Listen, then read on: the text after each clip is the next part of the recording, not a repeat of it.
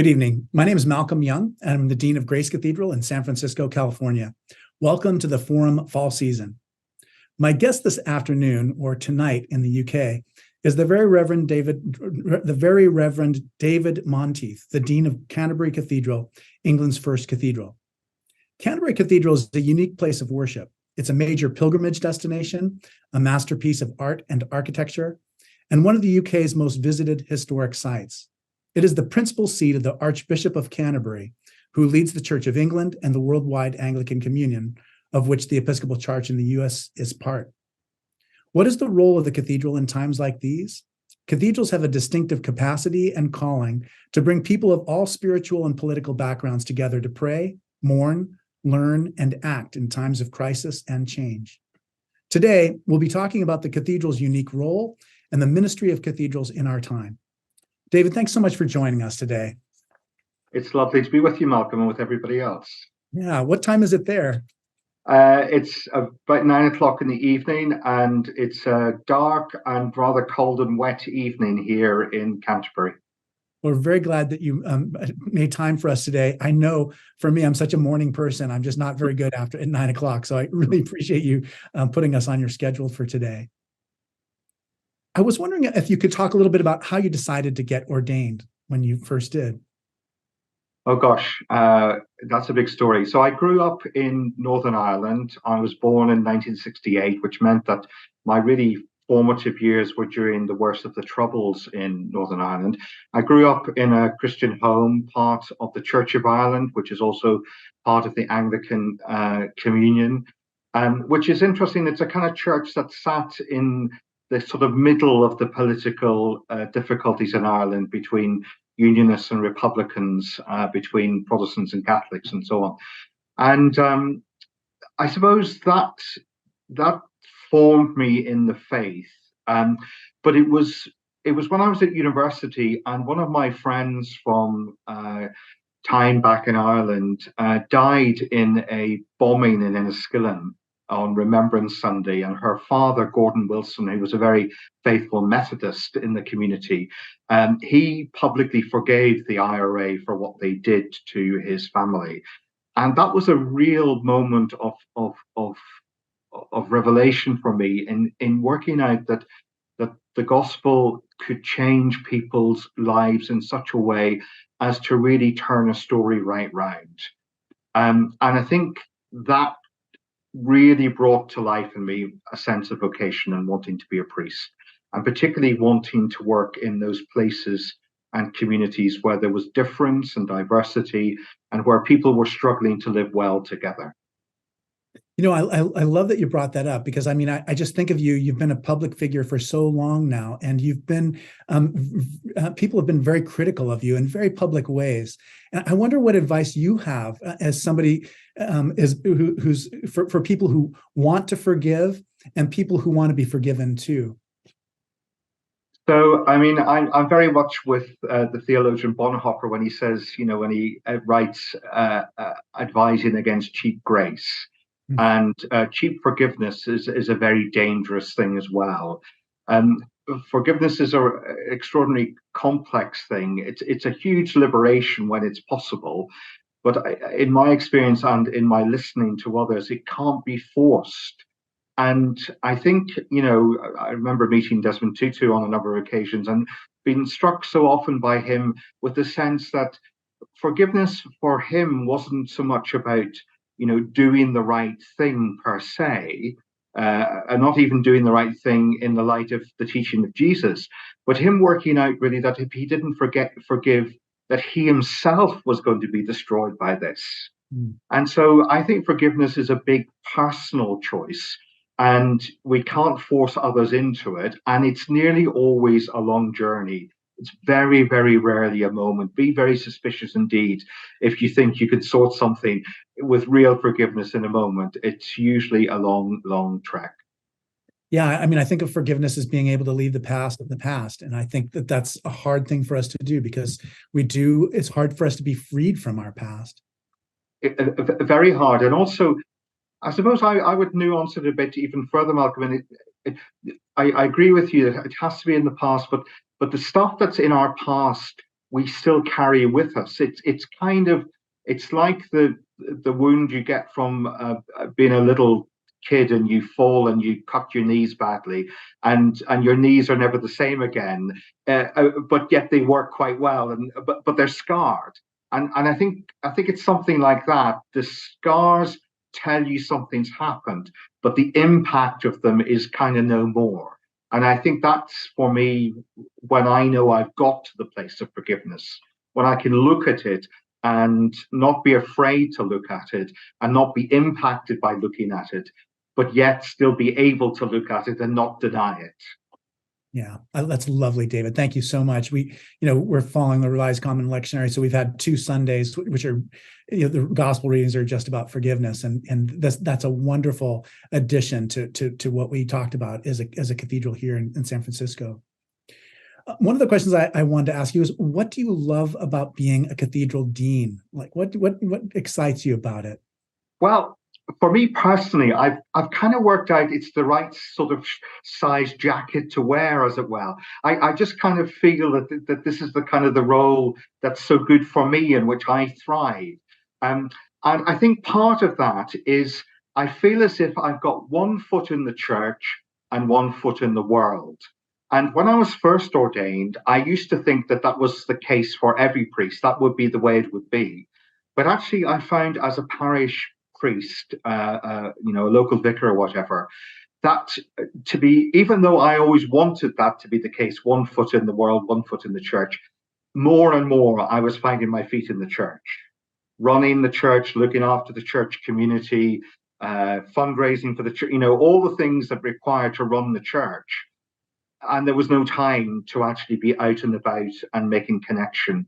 Whereas I think being a dean allows me to do both things legitimately. It's kind of in my job description. And it's one of the things I look at my diary and test my diary on every so often to see just how many hours are in church and how many out in the community. I love that. And I think when I first was ordained, I felt very strongly. I love the Episcopal Church, but I wanted it to be there for other people, not just church people. Yeah, but I suppose also I know, and I worked out that in our situation, we have archdeacons who work very closally with the bishops. I suppose they're a bit like canons of the ordinary, I guess, is something that like that with you. And people like that who are peripatetic, like bishops, are out and about all the time, never having really a proper base. And I worked out, for me, I need a base. I need a community in which I can live and pray day by day. And if I've got that in place, then I can do this sort of dance between church and world really well. What do you think makes an effective dean? Like, what makes someone really succeed as a dean? Well, I'm not sure I personally know the answer to that. You can always just pass. But I can talk about theory, at least, I suppose. I think one of the questions I ask myself a lot is, what are the things only the dean can do? And that's often quite clarifying, because I guess a dean is there to hold the space for everybody and to kind of create the ecology in which ministry and life and creativity and all the other things can flourish. And so that's a fine balance between knowing enough about the day-to-day operations of a place and how a place ticks and works, and yet standing back always into the kind of this more strategic place, really. I read, well, like you, Polly Malkin, I've read many books on leadership, and there was one of them that really struck me, and I've forgotten who it was by now, but it said basically that really good leadership comprised of 3 things. One is saying thank you, 2 is saying sorry, and 3 is telling the big story. Mm. And I think I agree with that, in terms of that's the ministry of the dean. Whether any of us can do it well is another question entirely.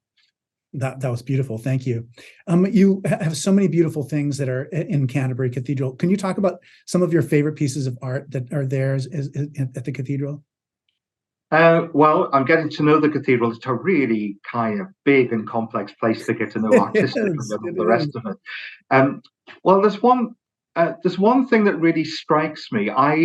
Canterbury Cathedral, from the west end to the east end, you go up series after series of steps, which would take you right up to the east end of the building, where originally the shrine of Thomas Becket was, but with that real sense of arriving on a pilgrimage, which kind of mirrors our earthly pilgrimage, baptism, being fed by the word and the sacraments, then on into the vision of heaven. That pattern which often underlies many Christian buildings. But outside the pulpitum arch, which is where the nave and the choir in the cathedral meet, and there's this great stone screen.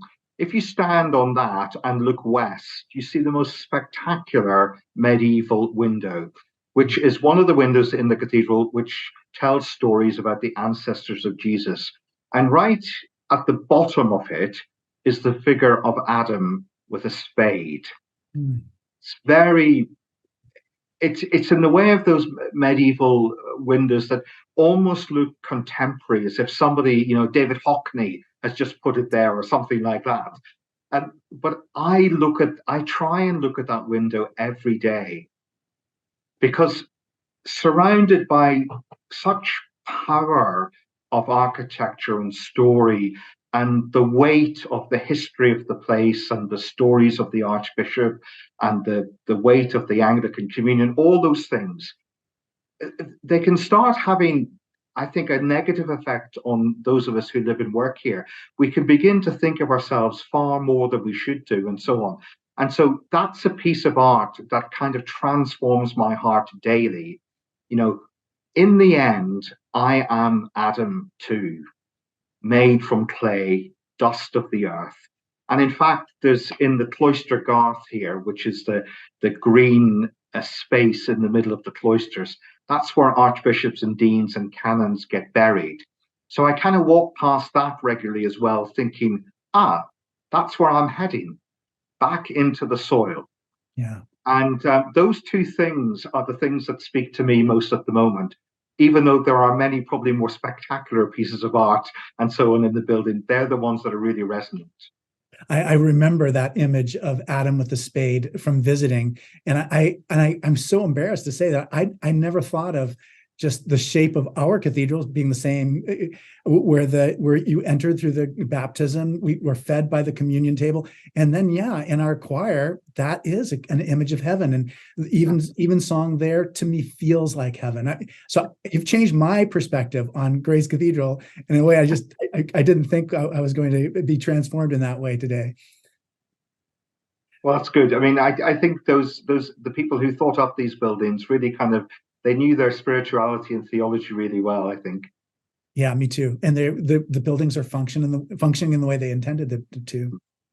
Could you talk a little bit about who your spiritual heroes are? Oh gosh, that's a good question. Well, Francis of Assisi is certainly one of the people I draw a lot of inspiration from, and I kind of hold him in tension with Benedict.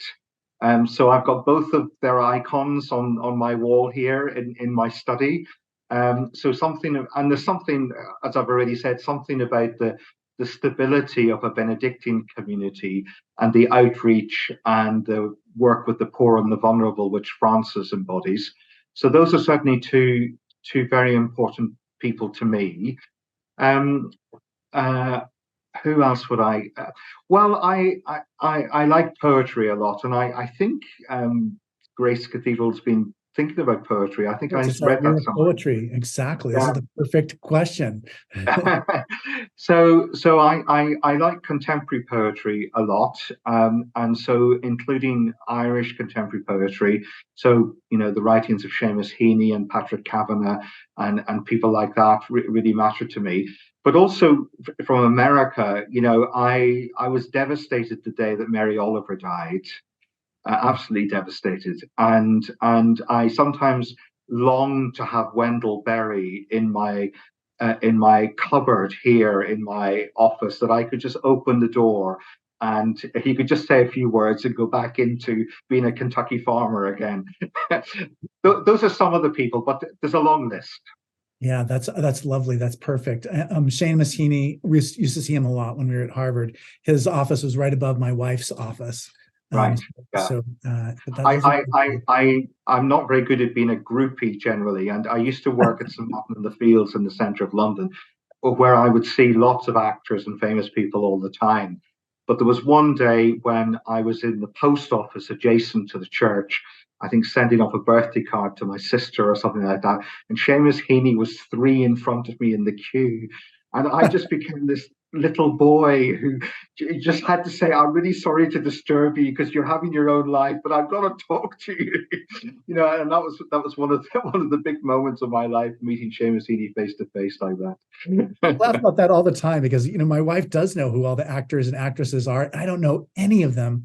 But you're right. If I saw Mary Oliver, or we have the same thing with the cathedral, or it draws people who are prominent literary and theological figures. So I love seeing them.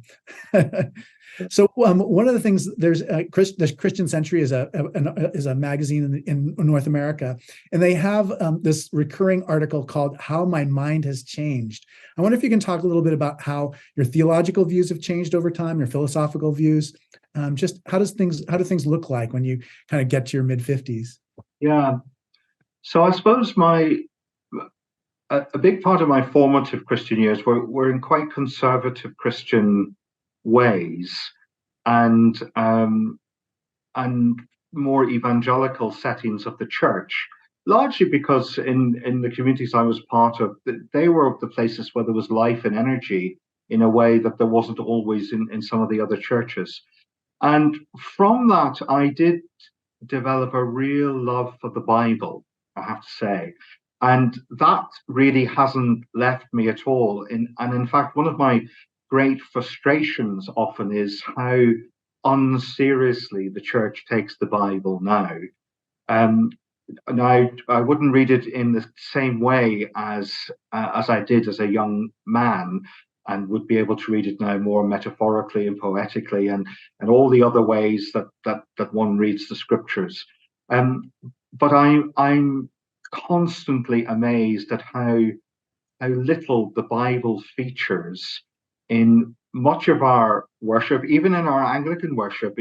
I've been to churches where the Bible's hardly read aloud. Maybe some quotes are made in the sermon and so on, and that bothers me quite a lot, I have to say. So that's one area that's been important to me. Like many of my generation, I think I've learned to read the Bible through the eyes of others, which was never something that was part of my growing up. So whether that's through the eyes of women, or through the eyes of the poor, or through the eyes of people of global majority heritage, or through queer eyes, or whatever. And I find, I don't always find those readings absolutely convincing, but I find them very illuminating, and profoundly questioning of wherever I've got to along that road. And I'm going to say something now which is dangerous, particularly if the sort of media headline people get hold of a Dean of Canterbury saying something like this. But I think I believe more and more about less and less. So, the real core of the faith, the real existence of God, the historical reality of Christ, the gift of the Spirit, the death and resurrection, those things I believe in more and more. But a lot of the other stuff around, I'm less bothered about it, I suppose. And because I'm less bothered about it, I suppose I understand belief not as something theoretical or just about what I have in my head, but belief is about how I'm living. So I ask myself how I'm living, and I'm living more and more into those big core central doctrines and stories, and less in some of the periphery. Yeah, I think the further I go down, I think that's lovely. But I think the further I go down the road, the barriers seem lower between us and an experience of God. I think a lot of us, I think that's a lot of what our work is to do, is to help remove barriers, because people think, well, I can't believe because of X, and you can believe even with X. And I think that's a large part of just what our calling is as clergy in the 21st century. And I think, it's been said many times before, but I think a lot of Christian people actually live really as agnostics or atheists, really, and because the belief hasn't changed them in ways that could be identifiable, really. Whereas I'm interested in trying to find ways to live faithfully. I think it was Walter Brueggemann who, way back, coined the phrase. He talked about post-critical naivety. Post-critical naivety. So you still have to go through all the questioning stuff, but you have to get to a point of, am I living trustfully in the light of the theology that I'm espousing, or is this just an intellectual game for me? And it's less and less a game for me. And maybe that's because I'm now 55 and nearer one end of life than the other. That's really true. We're pretty close to being exact contemporaries, you and me. That's what makes your conversation so interesting. During your first year at Canterbury, what are some of the things that surprised you when you arrived? I mean, you'd already been the dean of Leicester Cathedral, so you'd experienced that. But what were some of the things that you didn't expect? Well, I kind of knew in my head it was going to be more complex, and we have 250 staff here at Canterbury. We have about 500 volunteers, and obviously we have stakeholders who are local, national, international, and so on. So I knew there would be a level of complexity, but I think what I didn't realize was the impact that COVID really had on this place for a number of years, and a number of other factors played into it as well. But that meant that, for example, the financial stability of the cathedral suddenly was questioned, and still is questioned. And I remember visiting there and just learning that 2/3 of the cathedral income was coming from tourism. And when the cathedral's closed, there's absolutely no tourists. It made me very grateful that we have a diversity of different sources of income here, but it must have been devastating. I mean, that was really devastating. Yeah, really devastating. And actually, it's interesting that it's the oldest cathedral foundations that were worst affected, because they're the ones most reliant on tourism. So St. Paul's and York Minster and us and Westminster Abbey, for example, are all the ones that were most badly affected by that. So that's been a big thing. I think another thing that's been interesting for me is that I suppose I assumed that the town of Canterbury and the community of the county of Kent in which we're set would just automatically have a fondness towards Canterbury Cathedral, because it is so extraordinary. It's been at the heart of this place. A version of it's been here since 597. You take Canterbury Cathedral out of Canterbury and it just becomes another little town. So I kind of assumed that there was a kind of a contract or a covenant, maybe more a covenant between the people of the community and the cathedral. But I think that had broken down quite a lot as well. And we're not helped here by the fact that although it's beautiful, we sit surrounded by medieval walls. So it's like living in the inside of a castle or something, and you have to go through big gates to come in and out. So the natural porosity, which is part of a cathedral's life, is mediated through gates and walls and barriers and so on. Indeed, when I first arrived, one of our chapter members, who I guess is the equivalent of your trustees, said to me that when she started as a trustee, she thought the walls and the gates were to keep the hoi polloi out, but then realized it was to keep the inmates in. And so there's something about those dynamics that are quite hard to work through and to really make really concerted efforts to reconnect the cathedral with the life of the city and the community. And so that struck me. And then I think the final thing, and I think this is a disease that goes on in many churches and certainly in many cathedrals and in other communities, because we're made up of groups of people who have huge expertise in different areas. We have some of the finest medieval stained glass in the world, and we have a wonderful group of conservators and people who work in glass. We have a wonderful group of stonemasons and people who work in stone. We have people who work in wood, and we have visitor people. We have hospitality people. We have musicians. All these different people. They're all doing great stuff, but it's very easy for them not to connect with one another and to become quite siloed in the way they think about things. But I suppose because I come in with a kind of theology which wants to find continuities and look out for God in every situation and not think of that being kind of the holy bit and that being the secular bit. What I've been trying to do is sort of introduce groups of people to one another. And I actually think that is sharing in the bishop's ministry, because obviously the cathedral has been the location for the bishop's chair. And one of the historic ways in which a bishop is described as pontifex, as a bridge, Right. who was connecting one community with another. So there's a sense of overall Catholicity.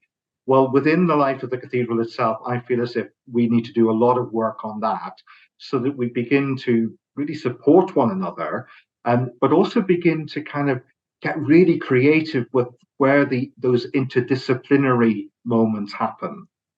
Because that's where there's a lot of energy and a lot of interesting things that could emerge. Yeah, it's even our own chapter meeting this yesterday. We were having a conversation about architecture and about the different tasks, different projects that we have lined up for the future. And it was very helpful to have the new canon for music there to be able to chime in and to have input and to help us to understand some of these things. So you're right. There is a power when you gather everybody together, and we can learn so much from each other, even across different departments. Yeah. And even in a very trivial way, and when you are a community, often it's some quite small things that become really annoying. There was a group of management consultants a few years ago, I think in the University of Oxford, who tried to do some work on, what was the real essence of the University of Oxford, and what held the whole thing together. And actually, they couldn't find anything in terms of scholarship or tradition or any of those things. The only thing they found common to every conversation they had was a hate around car parking. So in other words, if you kind of manage to kind of do something about the car parking situation, you might actually do something to kind of bring a new sense of cohesion. And actually, if you could turn all of that anger about the fact you can't park into something creative, can you imagine how much better the University of Oxford would be? So I kind of look out for these points where there's kind of grating of things, because they're quite revealing moments. Yeah, definitely. So there's so many famous historical figures that are associated with Canterbury. What stories do you like to tell about the cathedral's history or particular figures in the cathedral's history? Well, it's hard not to tell the story about Becket, of course, because it's so seminal to the place. Becket in the court of the king, and then the king choosing him as archbishop because he thinks that the king will have a great advocate there right at the heart of the church. But Becket becomes infused with the gospel and with his concern to keep the church able to speak its own voice, and therefore is killed as a result in his own cathedral, and then very quickly becomes this saint figure, the route of pilgrimage, and the one around whom all these stories of miracle begins to happen. So he's one of the people who it's difficult to avoid in Canterbury. And I'm kind of interested in the fact that what is it about his story which in the end really brought people here? And sometimes people wax lyrical about pilgrimage itself, and pilgrimage is a really important thing. Lots of people are rediscovering it and walking from here to, on the Camino to Santiago, to Compostela, or off to Rome or whatever. But as pilgrimage was understood in medieval times, people went because they thought they were going to be changed in some way, and they thought they were going to be changed by God in some way. And so that's a story I feel as if we need to drill down a bit more deeply into. I'm also learning a lot about some of the stories that aren't told terribly well. And there's a rake of stories about women that I haven't really got into yet, and in Canterbury, which we need to reveal. But there's also stories about people like, for example, Theodore, who was the sixth or the seventh Archbishop of Canterbury, whose day actually was just the other day. And he was a great reformer within the church and gave to the Church of England really our parish and diocesan system that we still have a version of today. But his co-collaborator, the prior of Canterbury at the time, so the deans originally were priors. So the prior at the time was Hadrian, and both Theodore and Hadrian were North Africans. Hadrian was a Libyan, and Theodore also from North Africa. And so the fact that right in the early days of the story of the Anglican way, we had this international aspect to our life, which shaped the vision for the church here in all kinds of ways. And indeed, there was a great school of theology, the Canterbury School of Theology, in the 7th and 8th century, which basically shaped and formed every Benedictine abbot in the whole of England. Now, I find those stories very inspiring because I'm just at the early stages of trying to work out what on earth Canterbury Cathedral is for, and what kind of formation might we be able to offer others, and particularly what does that look like in something of a decolonized world and something of a decolonized communion, where power is clearly moving in our world to the south, and we're obviously entering great times of ecological crisis, wherein there will be different kinds of leadership required of the church. So those are some of the stories that have hit me early on, but I've only been here 10 months, and there's plenty more to find. There is. It's going to be interesting to watch as you uncover new stories going forward. Could you talk a little bit about how the church is doing in the UK? What signs of hope and what signs of change are you seeing these days? Okay. I would say that we're struggling. So at one level, the secularization that's been going on in Europe, certainly since the Second World War, but probably from the First World War, that process continues. And if anything, COVID and so on has accelerated that. So I guess, as in some churches in the States, not everybody has come back to church. And I think there are clergy out there thinking that eventually, if we keep on doing what we do and keep on doing it well, they will come back. I have my doubts about that. I think there are new patterns of life have been established, which are quite difficult to shift. And some of the challenges we faced as a church, which we've known about for a long time, again, have really been accelerated by COVID. So particularly the rural church, if you drive around England, every single little village has a beautiful church. It's probably built in the 10th or 12th century, and the village is responsible for it, its upkeep and so on. These are incredibly expensive buildings, and actually often there's a very, very small congregation. So I even notice now that when I go out to take services in the Diocese of Canterbury, that the numbers on an average Sunday are generally less than I would have expected to see in the equivalent places in the Diocese of Leicester, where I was dean there. And I think clergy morale is quite low. All the surveys continue to show that, really. And people, I think, are a bit tired.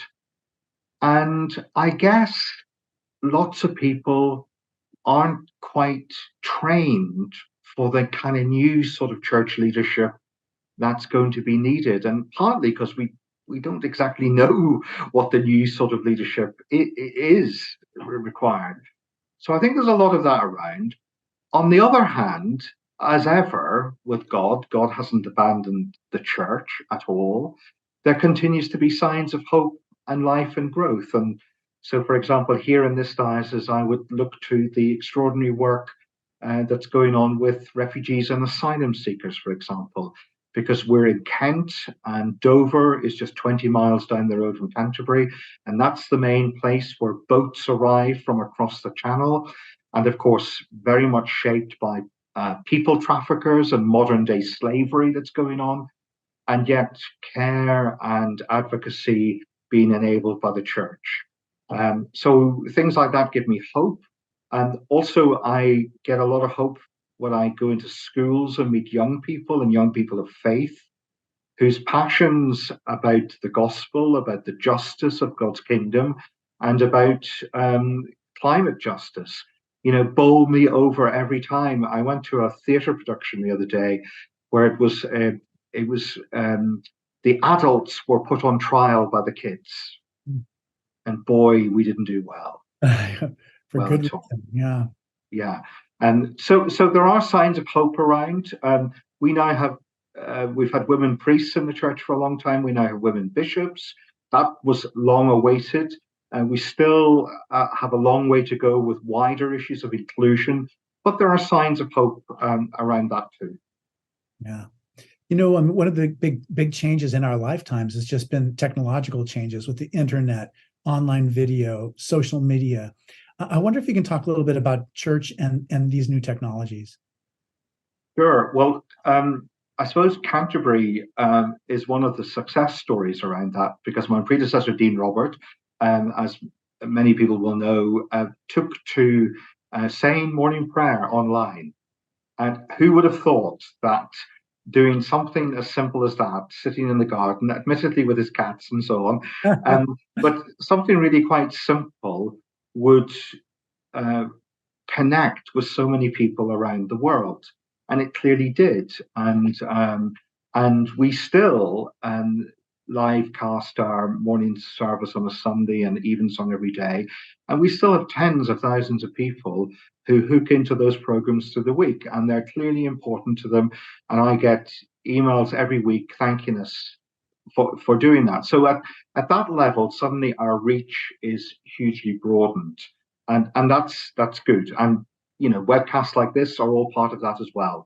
And we can do this easily and cheaply, and many people can participate in it. So that's all good.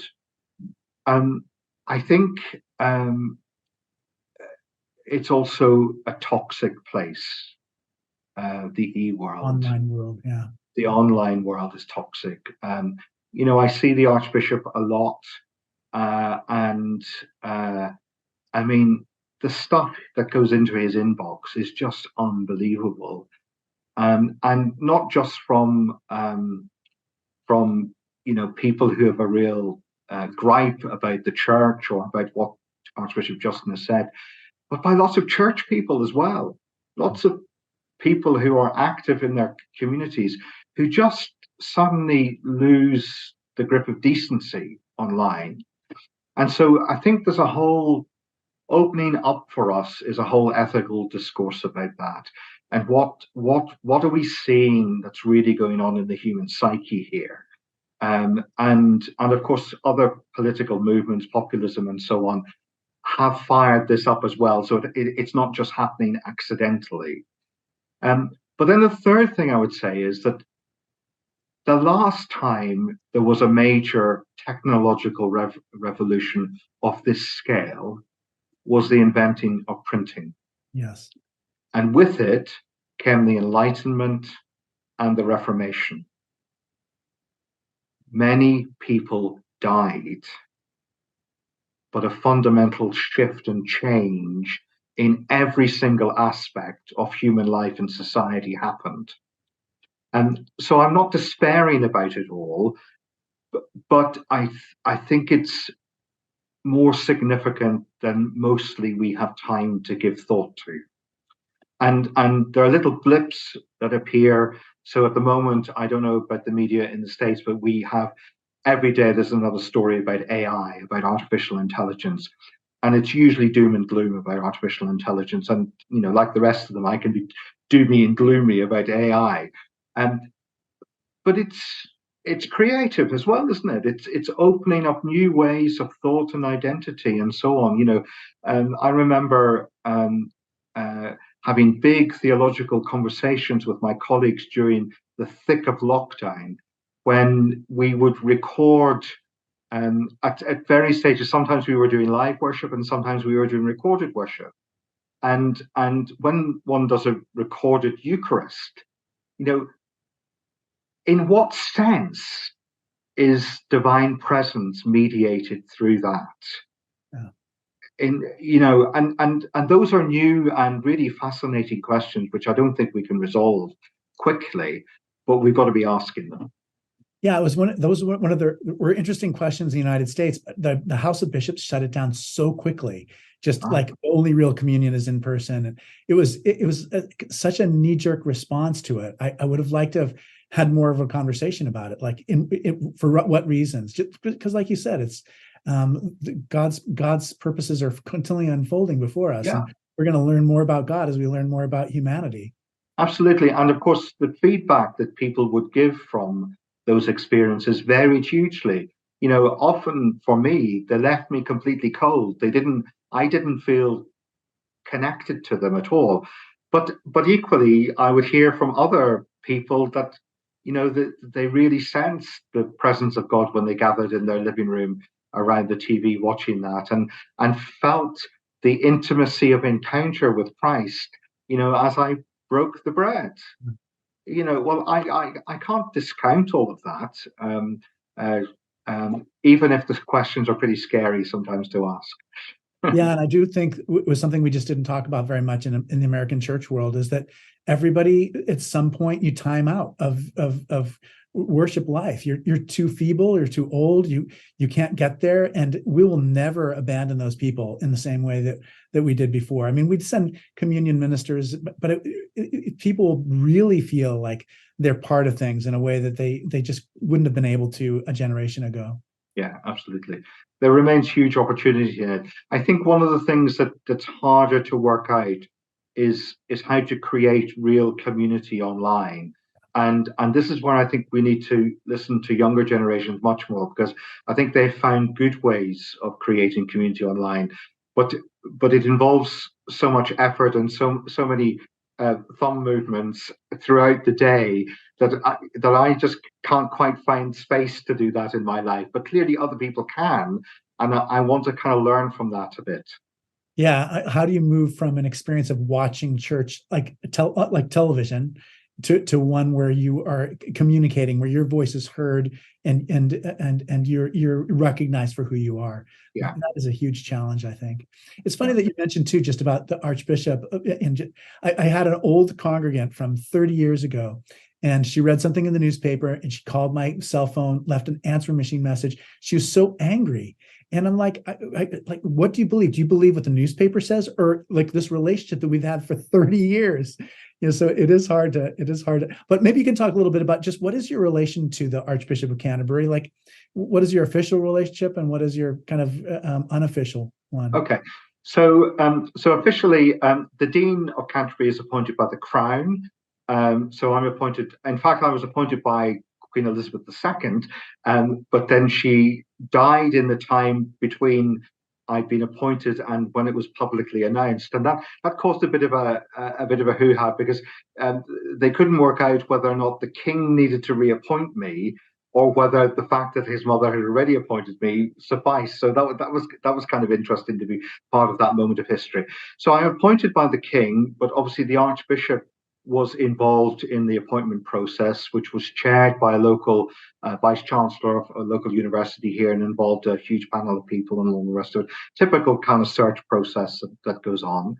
And he installed me and licensed me into the life of the cathedral.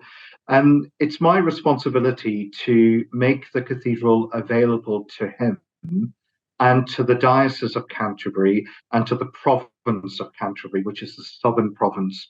The Church of England is divided into two provinces, the Canterbury and York. And so my role is to make that available to him. Because we have this sort of interesting bit of history between deans and bishops in the Church of England, there are some days when the Archbishop technically has rights. So he has rights to preach and preside in the cathedral, for example, on the big feast days, on Christmas Day, on the Easter Day, on Pentecost. Technically, on all the other days, he needs to ask my permission to come into the cathedral. Right. Now, clearly we don't operate like that, but it is an interesting thing about the balancing the ecology of powers. So I, as the chair of the cathedral chapter, make the decisions about the cathedral. Sometimes when the cathedral does something that people don't like, they all write to the Archbishop, and the Archbishop writes back saying, talk to the dean. So that's the kind of the official piece. I think the unofficial piece is I'm part of the group of people who care for the Archbishop and who care for the Archbishop's family. And you know, his mother has just recently died. And that's a very significant thing in any of our lives. So that's been important conversations we've had. On the day of the coronation, I get a phone call about sort of 6 p.m. From his car saying we're driving down from London to Canterbury for the next couple of days of rest. Do you have anything fizzy in your fridge for us to drink? That's great. Because I need to kick off my shoes and I need to talk to somebody about the day in a way that I can't talk to other people about. So there's those kind of things, and we talk about stuff, and we don't always agree, because I think we have a mature relationship with one another, but I try to be a support for him in what he goes through, because I'm so aware of the weight that he carries. Yeah, I love the way that you talk about that. It's beautiful colleagues relationship. So one of the traditions we have on the forum is we take questions from our viewers, and so I'm receiving questions already. The first one is, perhaps you can speak to the main pulpit itself. The notion of the lineage of those who have stood and preached from that pulpit, to me, is deeply humbling and hopeful, all in and of itself. So a question about the pulpit at Canterbury. Yes, well, I mean, that pulpit has had extraordinary people in it, both in terms, you know, just take the lineage of the Archbishop of Canterbury for starters. And although the actual pulpit has changed over the years, the space, which is the pulpit of Canterbury, has had some of the wisest voices and some of the silliest voices, if truth be told as well. And so it's interesting. I mean, when I go into it, I do have a sense of that, and particularly, you know, some of the extant collections of sermons and so on that we still have of some of these preachers are very powerful, and they come alive when you kind of, when I read them here in my office, and I think this was preached just over the way, and it still has a degree of resonance. It's also true to say that, and this is the real knack, is how you live with so many ghosts around the place, or in some cases, actual saints, and how you make sure they continue to be friends and not competitors or foes. I think that's the spiritual discipline of preaching here, and therefore to find our own distinctive voice in our day. So when we invite people to preach here, I always say, please, please, please, do not think you're preaching in Canterbury Cathedral. Rather think you are simply preaching in front of a congregation of people who need to hear God's word. Don't try and impress us. Don't quote endlessly from other people. Tell us what God is saying to you now in a way that's really going to connect. But that's quite a hard thing to overcome because of the weight of history. It is, we have that problem too with people coming to the cathedral. It's hard to know what instructions to give them when they're preaching in the same pulpit that Martin Luther King Jr., Desmond Tutu, the Dalai Lama, Jane Goodall, there's so many, Angela Davis, Dolores Huerta, so many famous preachers have been here. And it's hard to give instructions about it because it's not easy to get it right the first time. One of my big things to people is usually to say, whatever you're going to say less than whatever you're going to say, please. That's great advice. So we have a few other questions that have come through. One is, are there scriptures which resonate with Mary Oliver's poems for you? Oh,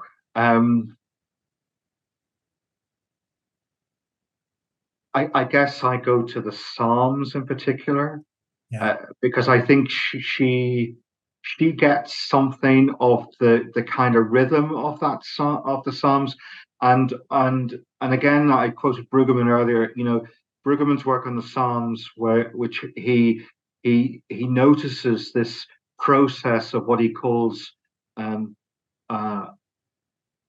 orientation, disorientation, new orientation, the sense of going through a kind of journey and a trajectory to a place of hope. And I read so often in Mary's writings a narrative of hope, and not always necessary in the actual syntax, but in the space of the syntax. And somehow that speaks to me more about the way hope really is. Usually, if hope is so explicit, it's more likely to be optimism. And I think optimism and hope are not the same thing. Hope has got a deeper resonance about it because it comes out of the heart of God, and therefore is different. One of my favorite sayings, which I think I quoted in a little video I did when I first became dean, is Miroslav Volf, the theologian. He somewhere describes hope as being love stretched into the future. And that's a phrase I think Mary Oliver could have written. Right, it does. Here's another question, and this question is for both participants. Is grace, quote unquote, universal? Does everyone, Christian or not, receive the blessing of grace? I'll go, and I can say the answer to that in one word: yes. Yep, me too. Undeniably. Exactly. There is no life without grace. Life and grace are, I think, interchangeable words. I mean, I think in John's gospel, he would probably use the word life rather than grace. But it is that force for good that animates and which makes life worth living, and which makes things more than they are. And of course, that in the Christian tradition, that's deeply connected to the life, death, and resurrection of Christ. And so the way one comes to it may be by a number of different lenses, but it still comes in and through the life of God as revealed in Christ. That's my answer. And I think of grace as being all the things you said. And I think of grace as being a kind of gift that we don't deserve and oftentimes don't expect. And you're right. I mean, I also think of the word light in the Gospel of John. Light came into the world. And I think all human beings recognize what light is and understand what darkness is. And we are so afflicted in our different ways in the darkness. That we take joy when we see those signs of light. Even this question, I'm grateful for the participant and thinking about that and being concerned about all human beings and not just. I think Christianity is at its worst when it becomes a kind of form of identity or a club instead of a group of people on the way who are inspired by the teaching of Jesus. I think sometimes we things have to break through our carapace for us to notice these things. And at one point in my past, when I was working in central London, I was working a lot with homeless people there. and often it was working with the most vulnerable in society that I was able to receive and encounter grace most profoundly. And I think, that connects for me with the kind of the story of the Annunciation, is who is the good news announced to? First of all, and it's the little and the lost and the least and all of that. So, if I'm not in touch in some way regularly with those who, in whatever way, experience that sense of poverty of means, or poverty of spirit, or poverty of life, I think I'm less likely to notice the grace. Whereas I think the grace streams constantly to the least, and therefore, from a very selfish point of view, that's why I want to be with them, because they're one of the means whereby I know more of God. Right. Here's another question. You have succeeded the longstanding and beloved Dean Willis. Is there something that he imparted to you, either spiritually or practically, in your role as dean of such a historic cathedral? Well, it's interesting that we've just been talking about the word grace, because I think Robert was extraordinarily graceful in all kinds of ways. He just kind of, in his body, he somehow carried a sense of grace. And, I've known him for a very long time, both as the Dean of Leicester, and then, in the College of Deans and so on. And he just had that sort of, I don't know, that underlying confidence and trust in God that came through in the way he received people here, in the way he spoke in the liturgy, in the way he preached. And that stands before me. I wish I could be quite as apparently centered as Robert is, and I'm very grateful for that. Well, all the ways you describe Robert are the ways we experience you. I'm very grateful for you taking the time for this conversation. I learn a lot about just church life from my spouse. I wonder if you could talk a little bit about what you learned from your partner, and just in terms of that it affected your ministry, and which kind of sustains you, etc.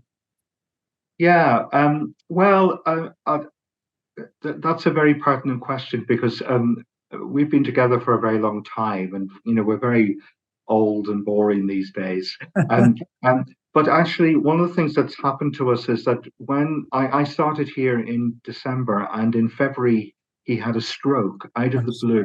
I'm sorry. He's a therapist by training, working in palliative care, and actually, for both of us, whilst we have not wanted this to be part of our lives, he's had to give up his work and so on, and it's just all seemed wrong, given having just arrived in Canterbury and all the rest of it.